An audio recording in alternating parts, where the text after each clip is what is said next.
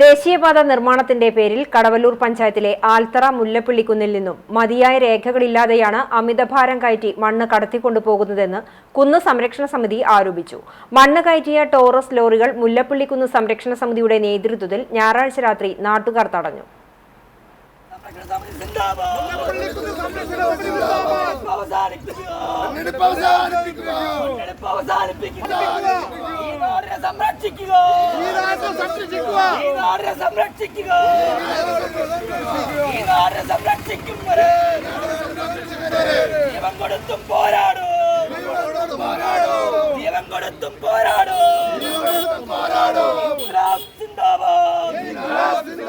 കുന്നിടിച്ച് മണ്ണെടുക്കുന്നതിനെതിരെ സംരക്ഷണ സമിതി നടത്തുന്ന പ്രതിഷേധത്തെ മറികടന്ന് കോടതി വിധിയുടെയും ജിയോളജി വകുപ്പിന്റെയും അനുമതിയോടെയാണ് റോഡ് നിർമ്മാണ കമ്പനി മണ്ണെടുക്കുന്നത്.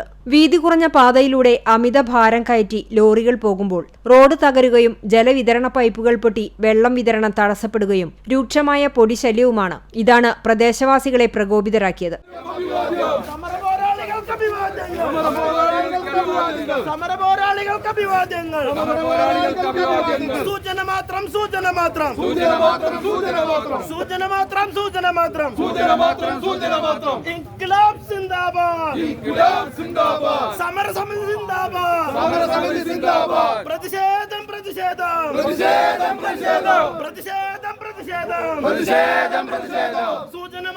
പോലീസിൽ നൽകിയ പരാതിയുടെ അടിസ്ഥാനത്തിൽ 3 ലോറികൾ പിടിച്ചെടുത്തിരുന്നു.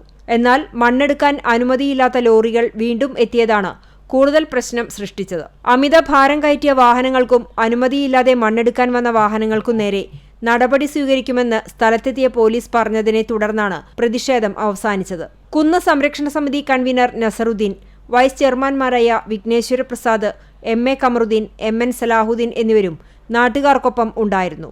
CCTV news, Perumpilavu.